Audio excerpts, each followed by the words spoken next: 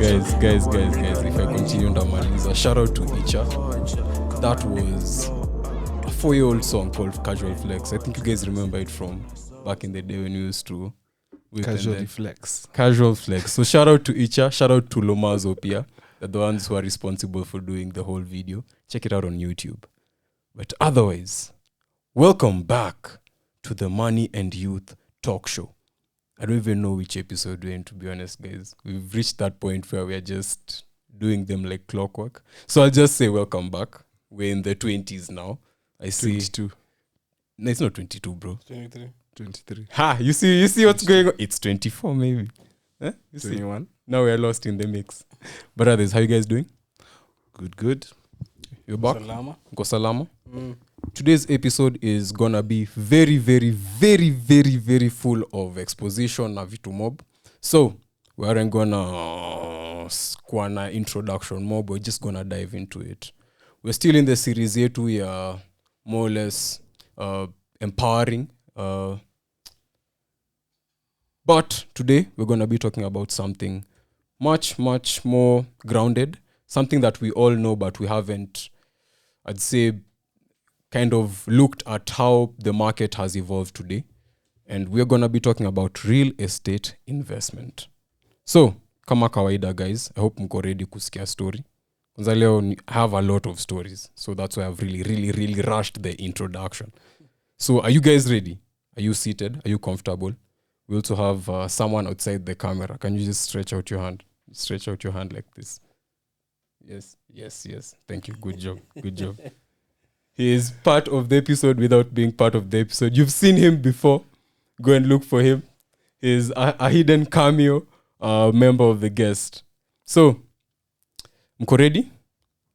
Kama kawaida, I'll start with the global history of real estate investment, come down to the continent, and then I come to our glorious country, that is the 254. Mko ready? So, long before formal investment structures, land ownership was the primary symbol of wealth, status, security, and political power.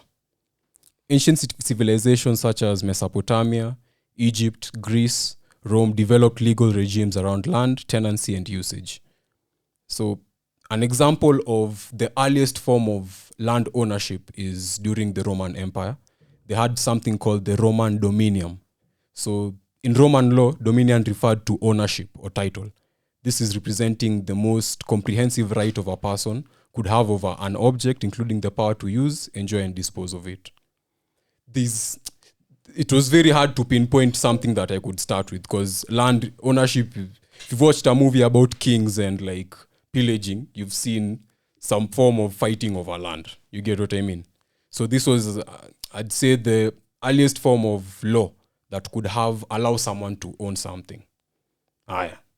So, feudal Europe, which is around the medieval era, around 1100s to 1500s, it tied land ownership to allegiance and nobility, with peasants working estates, and it also introduced complex systems of land tenures, such as lords, vassals, serfs. So this is why you'd see it's not a king who owns this land; it's just some rich person. You get what I mean? But at them, they lease it to peasants, and then peasants, they farm, and then the crops is what's given as taxes. So that's how the system was more or less being done back then. So the notion that land could be held in varying degrees of rights, such as full ownership or leasehold, evolved over time during this medieval era. So these early laws, property rights, inheritance, leasing, laid groundwork for what later became private real estate markets. So, let's ingia sahi ma 1600s to the 1900s hapo early. So between the 15th and 19th century, colonization expanded real estate investment into the Americas, Africa, and Asia, where land became both a commodity and a driver of wealth extraction. Colonialism exported European property law and concepts of land titles, freeholds, and leaseholds to Asia, Africa, and the Americas. In many places, this overlaid or displaced customary land systems. Kauku, Africa, of course. We didn't have like these, I'd say, very corporate ways of managing land. It was very much, it's in your family. This is my ancestral land. I don't know now we still kind of have those systems today. which I'll discuss shortly.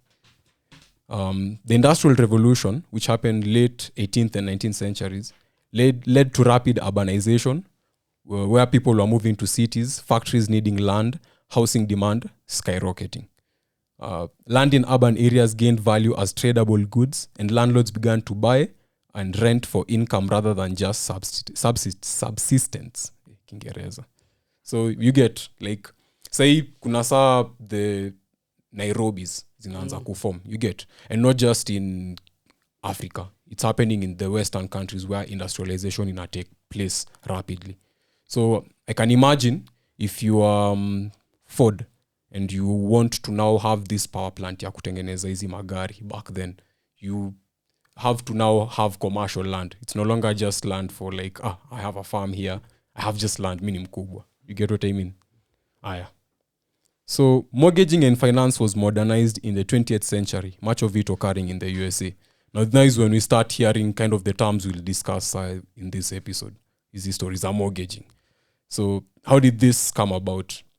Government intervention in many countries, especially after major wars such as World War II, it caused government to create policies to promote home ownership via subsidies, tax incentives, mortgage insurance, etc. So mortgages, as banking systems developed around this time, these are like long-term loans secured by property. We'll go into the proper definitions shortly. This enabled more people to acquire property without paying full cost upfront. Nasoma vitu hapa nafikiria a lot of points that we'll go into, and I want to dive into it during the breakdown bado. So what is another thing that came through around the 20th century, still local in the US, was institutional investment, where large investors such as pension funds and insurance companies, some of the things we've talked about in past episodes, began to allocate capital to real estate, seeing stable income such as rent and capital appreciation as attractive. So all this played a hand in democratizing home ownership and creating a mass retail mortgage market. That basically means it's much easier for me and you to be able to own land. Before it was strictly title deeds na kuhandiwa down from like the person who owned it. Still kind of is there, but this made it much more lipa mdogo mdogo, if that makes sense. So REITs, or real estate investment trusts, were created in the US in 1960 to allow retail investors to have exposure to large real estate portfolios without having to buy physical property. This spread risk and allowed liquidity via stock markets and sometimes offered tax advantages. So this model has since been adopted in many countries worldwide. Another thing was introduced around that time, ni mortgage-backed securities, or MBS, and also securitization. Mortgages were bundled and sold as securities, and this allowed lenders to replenish capital and make more loans. This expanded capital flows into housing, increasing credit supply, but also enabling risky lending practices that contributed to the 2007 and 2009 global financial crisis. This is like, I don't know if I can explain this if you've watched a movie called The Big Short, there's a scene where I can actually recommend it. If you haven't watched it, if you can't pause right now, go and watch a scene called The Big Short, Jenga scene. That explains perfectly what mortgage-backed securities were and how it led to the crisis. I think you guys have watched that movie, Cindy. I've watched it a couple of times because of just how these guys saw opportunity in a time of crisis. So, no matter nimebambika nikawambia the viewer at least aicheki. So, the crisis shows how innovative ideas that increase access can also amplify systemic risk.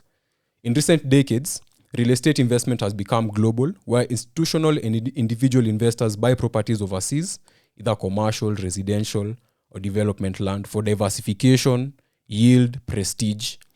Big cities such as London, New York, Singapore, etc. are perennial favorites. Of course, PSI, Nairobi is one of those.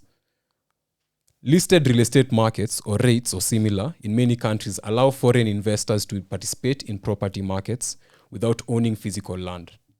According to recent data, there are 1,000 plus listed REITs globally with combined equity capitalization of $2 trillion with a T, guys. So, meskia globally, sindio? Currently 2 trillion is in terms of assets ndo zinazunguka just in REITs. You see hata like what I'm guessing banks own in terms of mortgages. Aya, let's come into the continent sasa. So many African societies traditionally had customary land tenure systems, where land was held communally or under tribal or family systems. Usage and occupancy rights were often more important than formal title. This is now what I was telling you guys. You're like, it was more of my great grandfather was towing, alienda alikuwa analima hii land, tumeishi hii time yote hapa. That is our title deed. You get? It wasn't very much like you're the feudal systems zenye zilikuwango huko. To some degree I'm guessing it was because it was tribes and such, but not really in writing. Aya. Colonialism introduced freehold, leasehold, statutory title systems, often favoring settlers and colonial administration. This created dual systems of land tenure that still persist today. Customary versus formal land. You have a title deed, then they tell you they stay there. Get what I mean? Post-independence variety. So some governments nationalized land where kulikuwa na more or less state control or pursued redistributive policies. For example, Tanzania ilikuwa na ujamaa, which was a way of them trying to redistribute the land that was owned by the colonials. Others retained colonial laws, creating heterogeneous markets across the continent. So more or less different countries were doing different things. Urbanization. Cities expanded rapidly as people moved from rural areas. Governments often struggled to provide infrastructure and formal housing, and informal settlements often grew alongside formal ones. Explains why we have the Kibras that exist. So, let's talk about the most mature market. I'm sure you guys by now South Africa. Shout out to my South African brothers. When I'm telling you, bro. So, South Africa's property and capital markets are the most developed in Africa. They have a deep mortgage and listed property markets. Other emerging hubs include Nigeria, Egypt, Morocco, and Kenya. At least Kenya to go top 5. But I'm telling you, but most African mortgage markets remain shallow, where the mortgage to GDP is less than 5% across much of sub-Saharan Africa. Africa's share of the global real estate investment remains very small. For instance, Estate Intel, like a research firm, they report that in 2023, Africa attracted about $1 billion in real estate investment, which is roughly 0.15 of the global real estate transaction market. That's wild. Most of this investment is concentrated in a few countries: South Africa, Kenya, Egypt, Morocco, and in certain sectors such as retail, hospitality, and commercial real estate. Aya. Sasa, let's come to Kenya and understand how we got to where we are in the real estate market. Under British colonial rule, much of the best land was appropriated under colonial titles. Example, the White Highlands, with Africans often relegated to reserves or informal settlements. Traditional land ownership systems were marginalized. After independence, the Kenyan government attempted land redistribution schemes, settlement schemes, and development of housing, but these were often partial, and urban growth quickly outpaced formal housing supply. This explains why bado hadi sahi the tukona housing is one of the pillars of Project 2030, because this has always existed ever since the colonials they left. It's still been a problem of how will we distribute this land. You get what I mean? This is now why we are looking back at other countries. Kama Tanzania, they tried Ujamaa, which was like a more socialist way of doing it. And I want to say Uganda time idea. I mean, they nationalized a lot of land, took it and then said this is national land. And then I don't know if they redistributed it. That one, don't quote me on that. So there were land laws that were put in place, such as the Land Registration Act, physical planning, and others. Over time, attempts to modernize land titling, registration, and zoning systems. More or less, the country was taking steps to actually formalize how we were selling and just operating with our land, more or less. So an example of these land laws is the Sectional Properties Act, 2020, which regulates sectional or multi-unit developments such as apartments and condos to clarify rights and management of common property. So I'm guessing this is how now there's a lot of these apartments and high-rises happening in easy modern areas, even now where us we move to. You get? So this opens more possibilities for smaller investors to invest in sections or units rather than whole properties. You get? Much cheap. It's more democratized. Me and you can now actually afford the land more. Retail real estate has seen consistent growth. From 1983 to 2023, Kenya's formal retail space, such as shopping malls, has expanded strongly. An average growth of 28.3% per annum of a long-term informal retail stock since 1983, and foreign and local investment drove many of the new malls and mixed-use developments. An increase in mixed-use developments, combining residential, commercial, office, retail, especially in Nairobi and its suburbs and satellite towns. So you can see, like, I've seen a lot of Kwetus are like this. They have like shops uko chini and some form of businesses that are happening, and then now the commercial places are uko juu. And even not just Kwetu, some, I'm guessing, private apartments do the same thing as well. It's much more money. So these raise accessibility and drive up land values in newly connected areas, increasing the investment in the land along transport corridors. So currently, real estate contributes 8% to GDP ya Kenya, according to 2024, which relatively ni low if you compare to countries like South Africa, Mata, US, where real estate is part of the, I don't have the figures here, but it's a huge portion of their portfolio. So our form of REITs is Fahari, i.e. REIT, which is under Stanlib, and it was approved and introduced in 2015.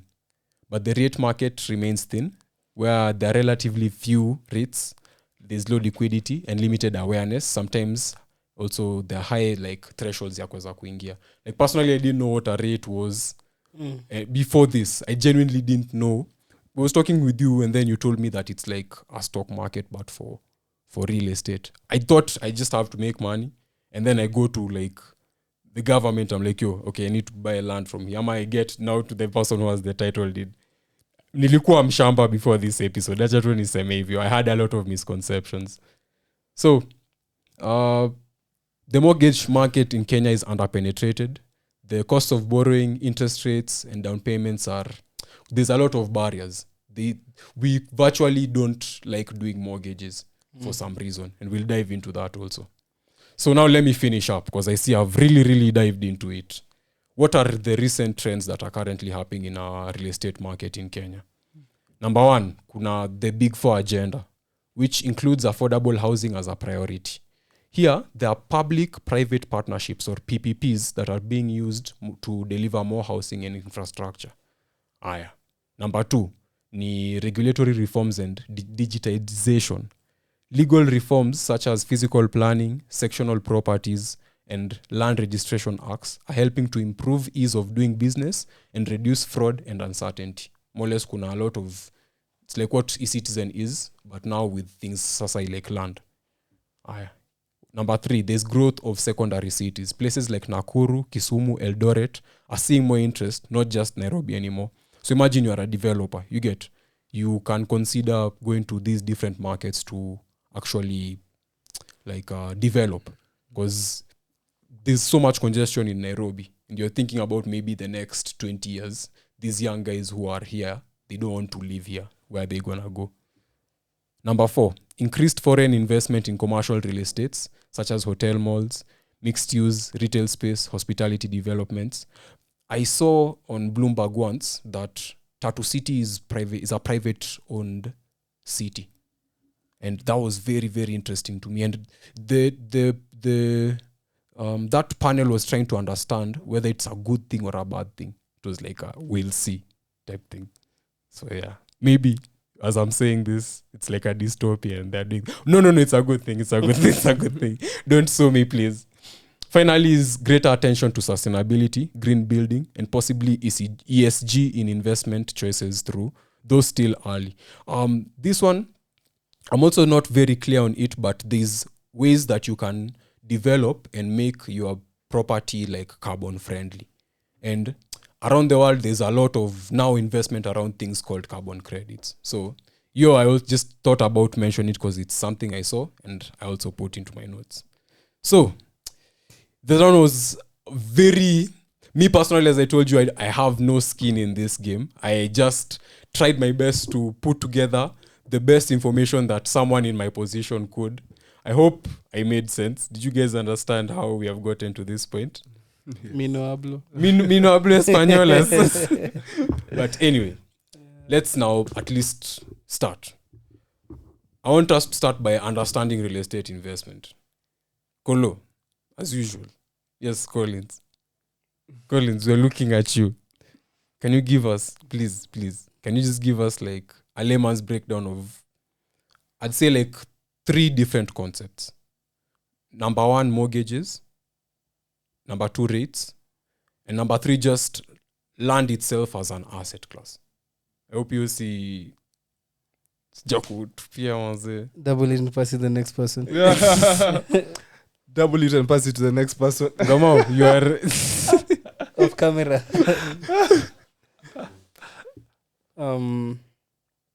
Abuka mortgages umenipata off guard. But mortgages are basically financing. I think the best place to start is what is financing. So finance in general is basically monetary resources. And financing is where do you get those monetary resources?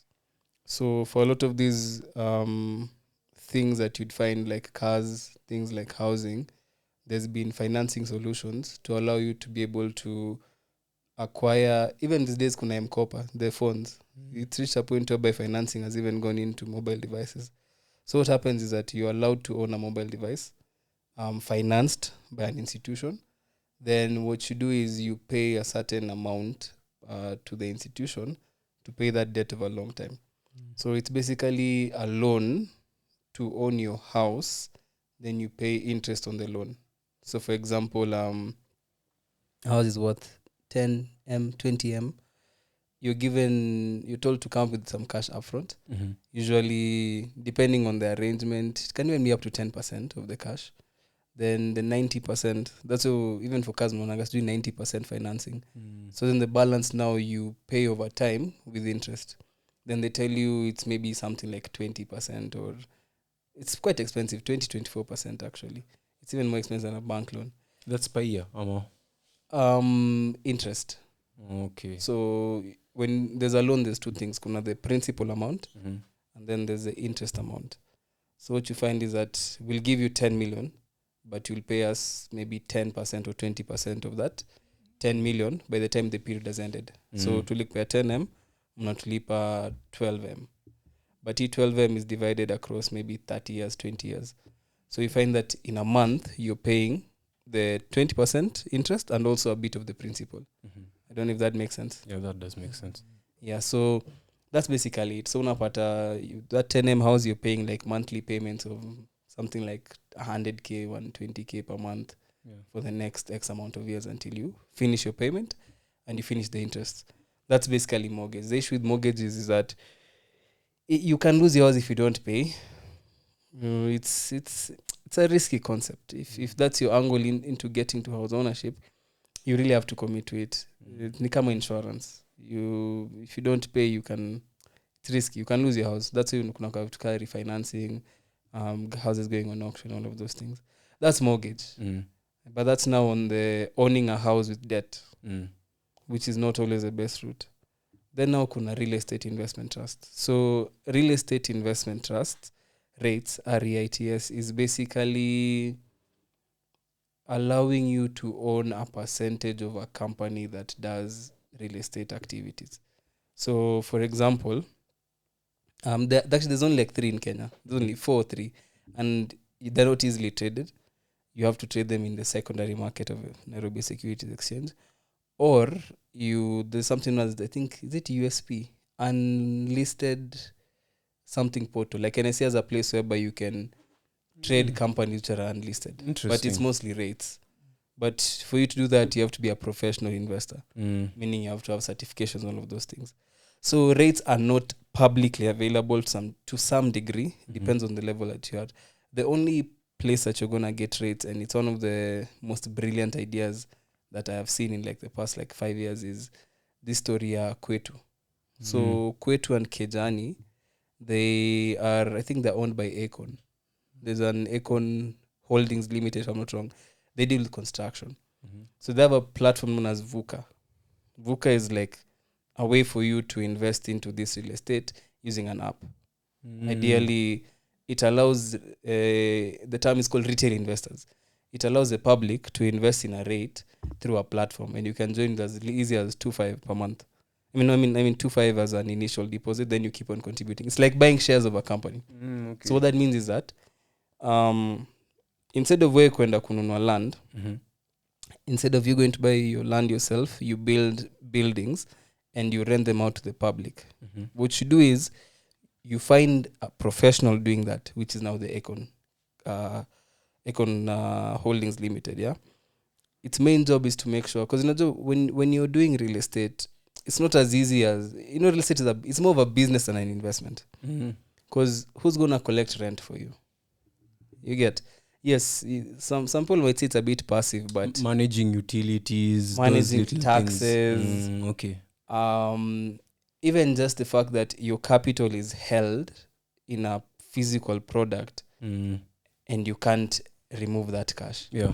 Like you get money market, you drive your car, you kanyaga mama mbogas, you can, emergency fund, you just withdraw money, you pay the mama mboga for their stock. But real estate, you can't go and start selling a house today and you sell it tomorrow. Okay, the guys were skilled. If you're a good salesman, good. Someone somewhere. someone like, just hit the table. Someone's like, challenge accepted. I mean, yeah, there's those people alternative. But averagely, these land deals, house deals, real estate deals take a bit of time because they're very capital intensive. Like, who has 20M lying about? Most time, if you have that cash, you probably have it in an investment, or it's earning for you some cash, or maybe ushapangia. Maybe it's your budget for, if you are running a company, it's your budget for a certain economic period. Yeah. And maybe you put it in maybe short-term securities, because just in case you need any financing, you just chuck it from the knee. But most times, this deals takes a bit longer to liquidate, meaning your money is just held somewhere. Yeah. So instead of you doing that, you invest in a company that does it professionally. Then you're buying a percentage of the amount of money in the project. Kuna kwanga na net asset, forgotten the term, but like the value of that investment is divided into units. So kama ni 200 billion, you own a percentage of that 200 billion. Meaning, so you earn dividends. The same way shares gives you dividends, rates give you dividends and also capital gain. So you buy it at maybe something like 20 bob per unit. So maybe you spend something like 25,000. So that's, I'm at 20k to make it easier. You've bought at 1,000 units. You bought 1,000 units of a rate at 20,000 shillings. Then at the end of the year, unapata, they're paying something like 0.5 bob per unit. So with your 1,000 unit, you get your 5 sock. I hope that math is correct. You get your 5 sock. So you invested 20k, at the end of the year, you get your 5 sock. You see, that's sort of a high return. So but it's like the stock market, but for real estate. So stock market is you're buying a percentage of a business. Yeah. This you're buying a percentage of a rental business, like a company that produces rental. So for example, for VUCA, you're buying a percentage of Kwetu hostels. So as a Kwetu akilipa rent January to June, because VUCA pays semi-annually. January to June is the collective money. Kama ni 400 billion. They decide to disperse 200 million. You get? Okay. So you guys get a payment from that rent money. Okay. And then the difference between stocks na rates ni stocks, dividend is paid on the dividend policy of the company. So for example, a company can say, yes, we've made profit. Kama Safaricom, we've made profit, but we want to invest in AI. So we're not going to pay out dividends this year. But for rates, they're legally required to pay up to 80% of the profit to investors. Then 10% can come back in the company. So there's a high chance of you getting dividend payments. Actually, it's expected. It's legally mandated for you to get dividends from. So if you're a dividend investor, there's different types of investors. you'd get much more likelihood of a dividend at the end of the year from your rate than from your shares in Safaricom. And then also there's tax advantages. Capital gains is not, is it taxed? I don't think it's taxed. Capital gains, meaning that you bought at 20 bob, Yeah. it goes to 25 bob. If you sell it at 25, that 5 you get full amount. Hakuna hiyo 15% or 5% withholding tax. Okay. So it has certain benefits. So we've covered mortgage, we've covered rates, then land in general. Land as an investment. So I told you I'm the wild card in the episode. I don't think land is an Please investment. say your opinion. I don't think it can open up the conversation. I don't think land is an investment, especially early on. Because like, okay, fine. You know, we don't live in a market like the American market. Mm-hmm. You see the American market, you hear a lot of these guys like in Grant Cardone, a lot of these guys who've made money from this. They tell you, buy a broken up, beat down piece of property, Then add flip value, it. then flip it. Mm. You get.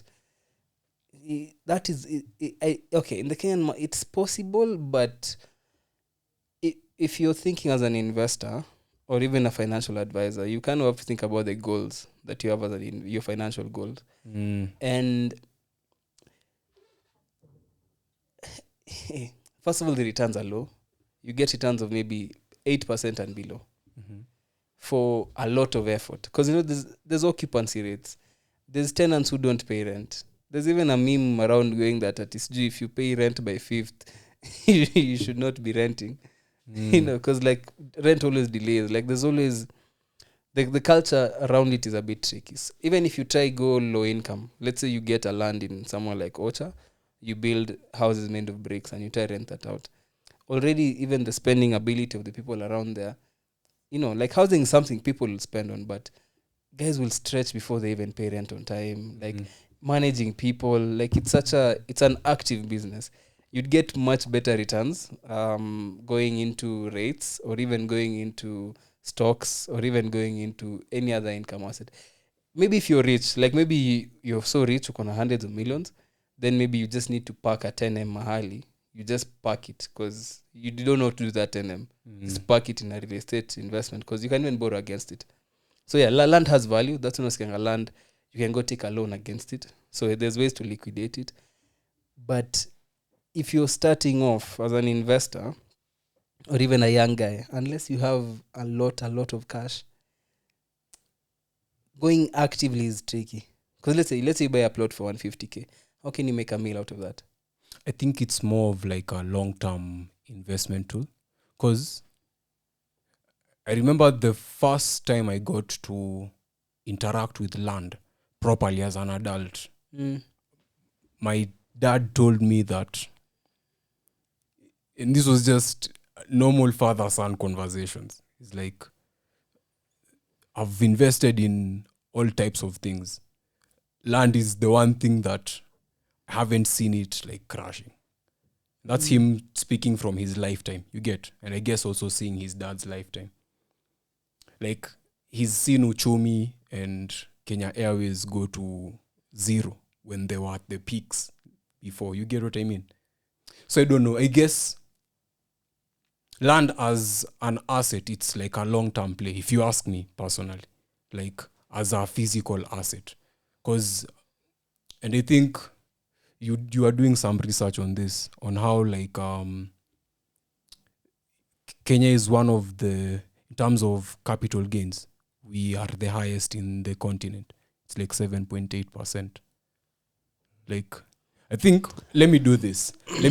This kind of segues to Tome's section where you kind of talk about how real estate appeals for young people. So maybe you can talk about that, and then we can kind of we can play them the points against each other. What do you guys think? Yeah, sure.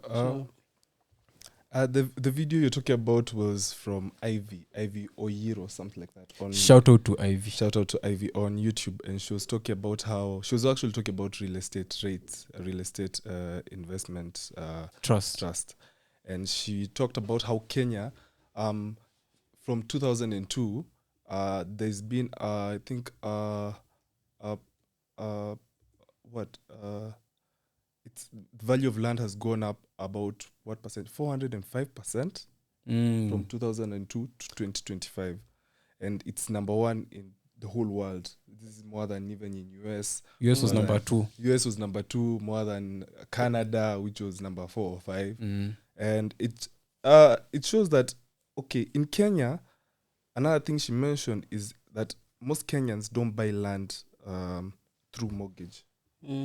Most of Kenyans buy land through cash, either pay at one time or, you know, as a group, you join a group with your friends like the Somalis do, and you start it, and you don't have that problem for mortgages. And it shows that there's an opportunity in Kenya for land to appreciate in value, just not even now, in the future times to come, because from it going up from 2002 to 2025, 405% is a big margin. For entrepreneurs and youth, it helps a lot in the fact that you can diversify your portfolio, streams of income. Rates is, as Kolo said, is a very approachable way to start joining into real estate, because you was talking about VUCA, the app, and VUCA only needs 22 shillings for you to. Okay, there's a starting fee. It's like 290, 205 bob. 2,500. Yeah, 2,500, and then after that you pay 22 shillings per share. Is it per unit? Yeah, it's like buying shares. It's per unit. Per unit. So it's very affordable for us. And it goes up. I think it was 20. It's gone up by like 4%, 24. Oh, okay. So there's like a market. That's why it's traded on the secondary market. Because the price can go up depending on the value of also the amount of investment. Yeah. Okay. Just like a stock market, the thing of investment. Yes, so there's that chance, opportunity for young people to join into real estate without having those limited barriers of you need 200,000 or you need an M to start off as a deposit. No, you just need a simple little amount as 2,500, and then you buy your own shares, your own units, and you have literally owning a piece of a business that does construct. You're buying a percentage of the business. And it's bringing you income at every semi-annual or annual basis, and as through dividends. And also, we are not limited to always staying there. You see, it being as a unit, you can sell your units. Your liquidity is much higher. It's very much higher, you know. So there is that thing, and liquidating your units through capital gains, as you've said, even you end up 4%, you see, you'll get made money in that. Get a profit nonetheless. And then there's the tax benefit. Now, other than withholding tax, rates are exempted from rental income tax, stamp duty, VAT, and capital gain tax. That was new information that I got. Those are things that you have now charged when you have land, isn't you? The business, yeah. Okay. Now, stamp duty is charged when buying the land. Yeah. So now I can just buy the land, but I'm not buying the land. Exactly. Okay. Exactly. Can't You know, catch may me. have a tax. Hey. Sio kuavoid. May evade tax. Okay. Yeah. Another thing is, as Kolo said, the term of liquidation. Selling land is very hard. You know, there's a process. There's a legal process in which you do it. You literally need a lawyer to do it. You know, people don't have those. Handshake, we just sold. Oh, it's not like that. You need to go to do your research at the Ministry of Lands and find out, hey, is this land real? And pia kwa Ministry of Lands unaweza kuoshwa. So you still need to do with your own good lawyer who actually... Very good. A trustful lawyer. Very important. And mind you, you're also going to pay a percentage to the lawyer of whatever you're buying. Whether property or land, there's like 10% I think they get from it. So there's that heaviness that will come into you selling it. For you to cut a land, you need a surveyor. You need to pay a surveyor to cut it so that you can sell that piece of land. You can't just get a quack surveyor. Quack surveyor ama a quack engineer watakuharibia kazi, watakuuzia shamba nusu wauze with like a quarter of it. This is someone else's shamba now that was into yours because the line ilikuwa hivi. Imebadilika sahi. So that was why it was weird. Yeah, it's bad. So Kind of process. Yeah, it's a lot of process, and just to liquidate cash like that. We've talked of chances where when you're trying to liquidate, mkonaga nyanya za mama mboga anasema cheki wendi pali. Imagine unatoa title deed unamonyesha kuangalia anakuambia unanyonyesha nini boss. Acha niuze kwanza nipe miezi tu kadhaa ndakusort na interest unaona itasaidia. It's very hard. Yes, we've talked of chances where you can hand over your title deed. Let's say you're in an emergency hospital emergency imewashika, you need to pay like 500,000 or a mil. Your land is valued at 2.5 mil, 3.5 mil. You can give the hospital your title deed. For real? Yeah. Washikilie until you get that paid. So those are the chances where you see, but even though it's not, this is like a one thing. It's like if you had insurance, it's which not, we talked about in our last episode, funny enough. You see, that's risky, man. It's not the smartest thing. Land. Unless you're doing rates, I don't see why you should buy. Okay, maybe if you have the money. Yeah. Because you see, I ask myself, okay, fine. Let's say you have pesa kidogo, you have a meter, and you want to do a project. How will you do it? Unless you get a remote place, you spend 150K. Anyway, for the land, what does I lipa lawyers na my expenses zote? Then maybe you buy those containers. You know those containers? I checked on GG, I think, when I was doing my research. You can put a cheap, affordable container, 5 ninis, like 5 stalls. I think it was like between 600K and 750K. So 600K divided by 5, that's like 150, 130, 140. So one stall is 140K. You have 5. So we buy your land, umei fence vizuri, kabro, weke hizo stalls zako 5. Maybe now you start renting it out. But then, because you've gotten the land somewhere huko ocha kidogo, how will the business maybe come? rent is like maybe what 5K. So you're getting 25,000. And that's high. Because we spend like maybe a meter to get 25. That's 2.5. 10% of a meter is 100. So 25 is 2.5. That's 2.5. So real estate nakpa 2.5% return. You see, now you have to like also play the game of finding the right place to put it. Exactly. And then there's even the business aspect of actually running it to get tenants and get occupancy. Because you have 5, all 5 will be full. And just because you have 5 doesn't even one will be full. You get, there's a whole business behind it. It's a gray area. So even like when I was doing my research, average return is between 4% and like maybe 8%, 4 to 7% return.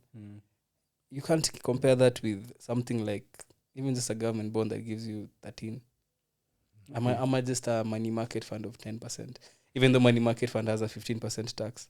But even that 10% is after the tax. So it's tricky. Maybe rate. Because rates, ukiangalia VUCA have 2 options. So in rates, there's 2 types of rates. There's a D rate and an I rate. Sorry for interrupting. You are answering my next question, which I wanted to ask the different types of real estate investments in Kenya. You get, so that we can see the options. If land is like a hard way of segueing into it, what are the options we have? So, sorry, can go back to that. So what are the types of investments in real estate in Kenya? So, okay, another thing, you need to separate the word business and real estate. So in this case, if you're buying land to add value to sell, because eventually the end result of real estate is either you're doing a residential property or you're doing a commercial property. The difference is residence, like binadamu. Commercial can be to other businesses.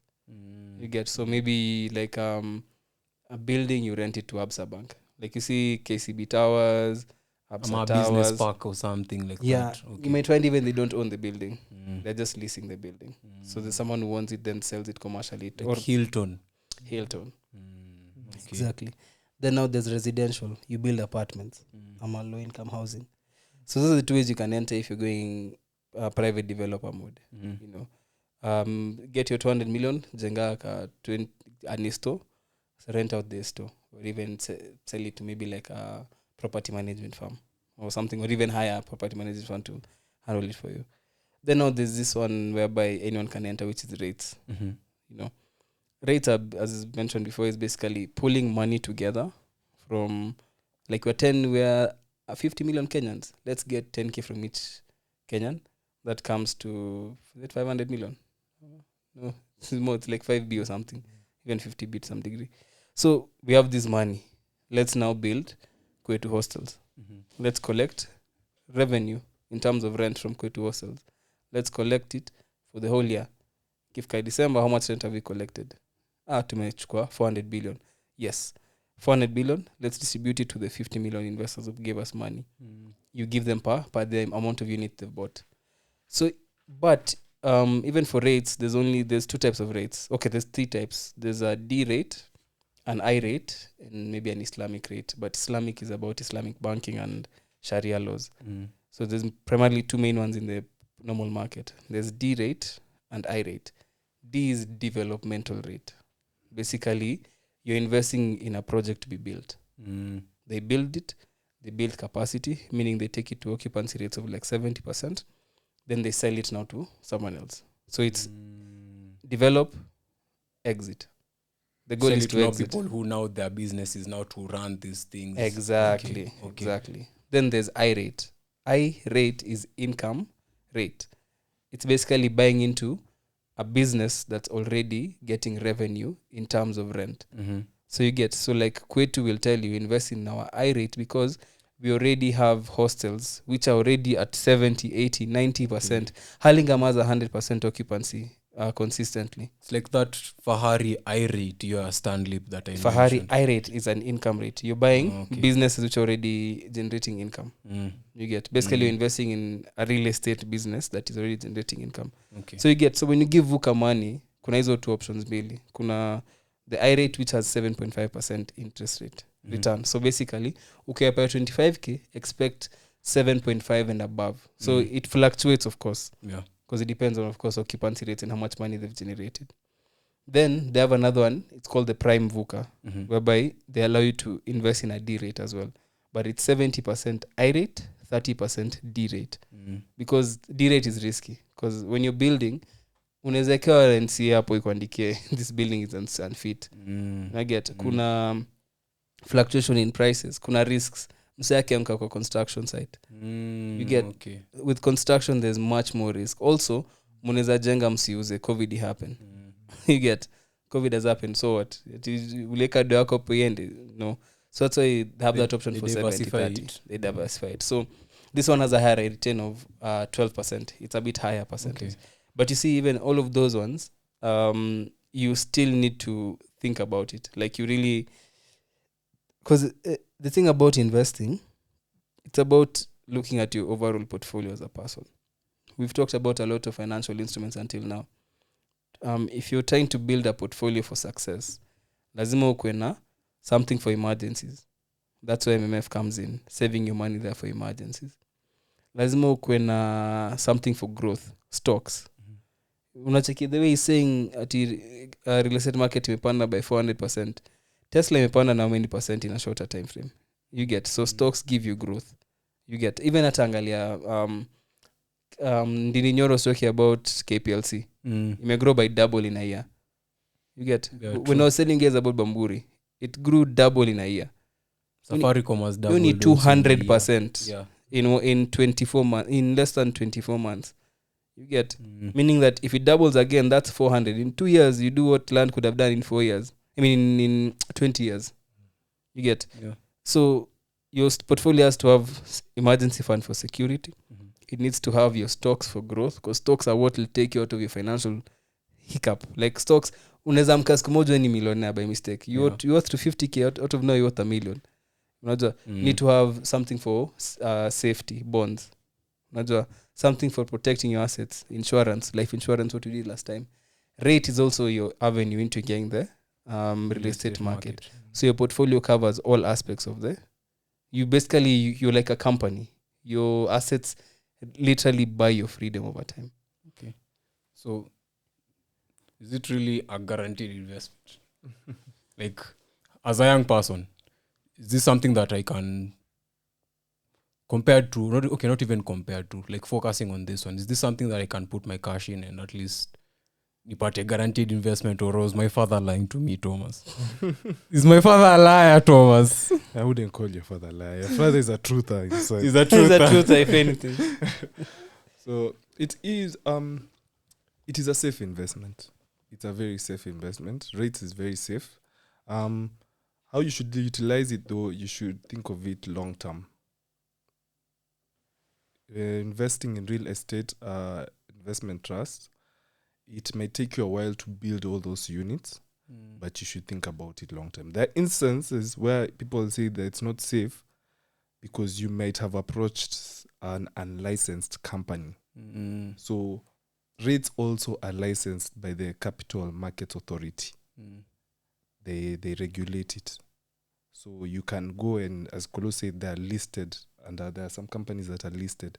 You can use those companies instead of going through your dungy streets. The quack method. The quack method. Don't use the quack method. Use the right method.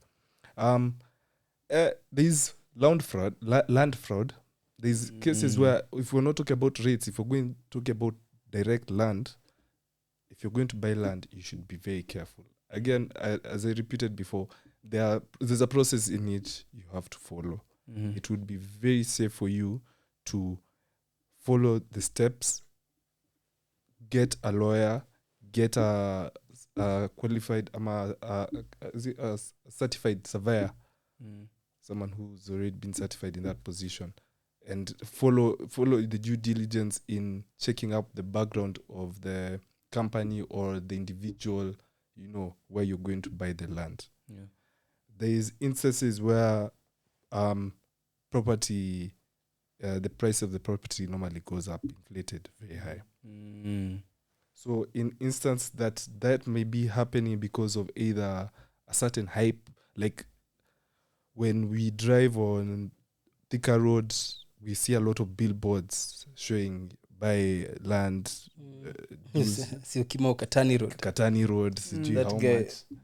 Tom Daktari. Yes, even Tom Daktari. Fanaka. Fanaka Investment. Shout out Fanaka Investment. Shout out Fanaka. Sponsor. Tom Daktari.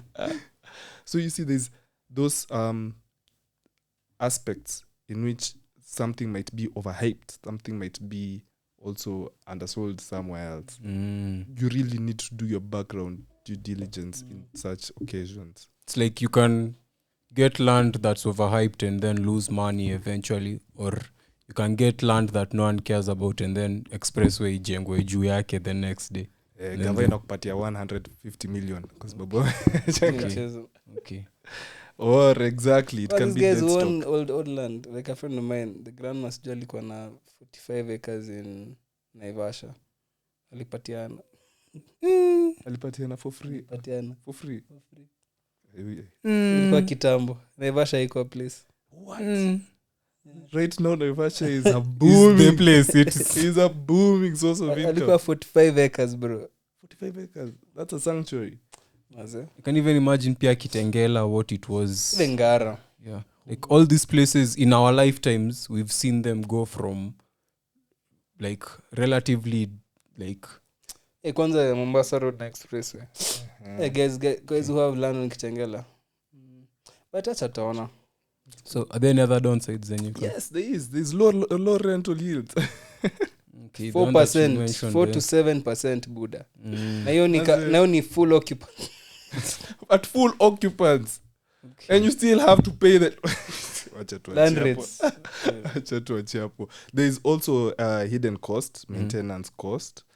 And lastly is you can't liquidify land like that. Sisi kanaga hawezi kanyaga nyanya. Mboga mazezi ni clear to room hii land yangu na liquidate in 6 months.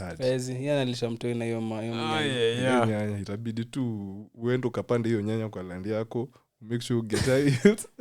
Rudisha yake. Okay.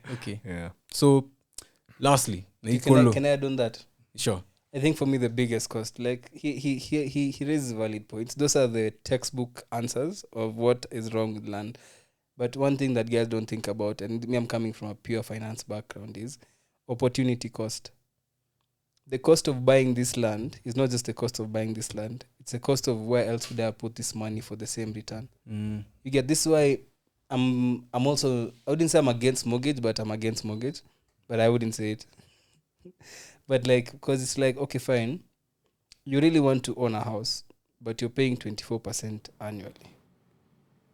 Why not just put that same amount of money in an asset and inakupea 12% annually? Utafute 12% ingine mujaze mununue kitu. As in,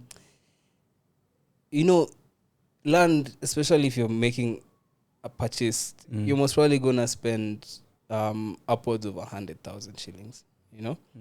If you're lucky, that is. Because, you can go mashinani, you get like a very, very good deal on a land.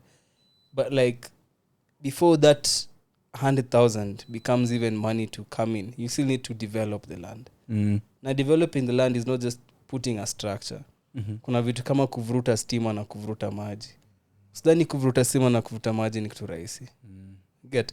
And then on top of that, you still need to think about nani atakuja ishi hapa. So there's a marketing efforts to get, like, it's so much effort to make this land productive, to get 4% to 8%. Why not take that same 100,000, put it in an income generating asset, and then let it get you money as you're thinking of, I'll buy a land in 10 years. Actually, it could buy a land. Let the interest from this 100,000, which will be contributing, of course, let it buy you the land for free. That's how I think of in our financing. However, there's a lot of sentimentality to it. So I understand why people would want to buy their own house and own land, kuna prestige around it. But if you really look at the fundamentals of finance, it's not an economically viable option for getting the maximum return. Okay. So finally, and I like how you've kind of finished with that, because it comes now to my last part, which is I don't have 10 million Kenya shillings to buy land, but I'd love to diversify my portfolio. How can I start? You gonna 3K. Keep it short and sweet. You to kind of on time. Yeah. Okay. Before you even start thinking of buying land, have you set up these other things? I have set up these other things. I don't want to buy land. I want to get into real estate. You see how we've talked today. Put in your portfolio, a percentage of portfolio. Exactly. Which is the one that, based off of the ones we've looked at, a young person like us who doesn't have the millions, but they want to get into some form of real estate and put it in their portfolio. So there's two ways. If you already set up your portfolio, then probably you already own stocks. Yeah. If you own stocks, there's Fahari rate, which is listed in the NSC. I think right now it's 5 bob. That's one way to do it. So, in short, if you have 3,000 and you want to enter this thing, there's only two ways. Either you go buy into a real estate investment trust, and a real estate investment trust, as you mentioned, is basically a company that pulls resources from investors. Then this resources is invested in assets, which are mainly rentals or mainly property. Not all of them are rentals. Some of them are commercials as well. So you put your money in a rate, it earns for you return, they pay you dividends on your money. So your 3K yako, at the end of the day, you could earn something like maybe 250 bob, from that 300 bob, from that 3,000 shillings. So that's one way to do it. The other would be, you utafute 100 guys who have 3K, ukae chini, ufanye the active way whereby you buy land and you invest in it. However, rates is the easiest way, especially VUCA. Because all of us have seen Kwetu and you've seen Kejani. Like, you've seen the quality that they have, like a brand around what they are selling. Exactly. Even if you look at what is their purpose and all of these things, like if you really think about from a logical perspective, how many people go to uni every year? You get, and Kwetu is very trusted by families because they make sure that your kids are not doing drugs, or at least they try their best. They try control the security. The security. You get, so it even gives parents an easy time to think about, okay, fine, we can improve. We can actually have our kids live close to campus, get high facilities, na growth. So even for parents, they believe in the project. So you're sure they're going to send their kids to Kwetu. So you can buy a percentage of Kwetu by just going to VUCA. Enda tu size andike VUCA, VUKA REIT, VUCA rate. Go see their website, sign up. It's very simple. With 2.5, you can buy your first number of units, and you keep on topping up over time. Eventually, it's gonna become big. Like, you know, they're the first ones actually. So you have first mover advantage, meaning that you can invest in a rate, because all of these other rates, you know, there's only like 3 rates in Kenya.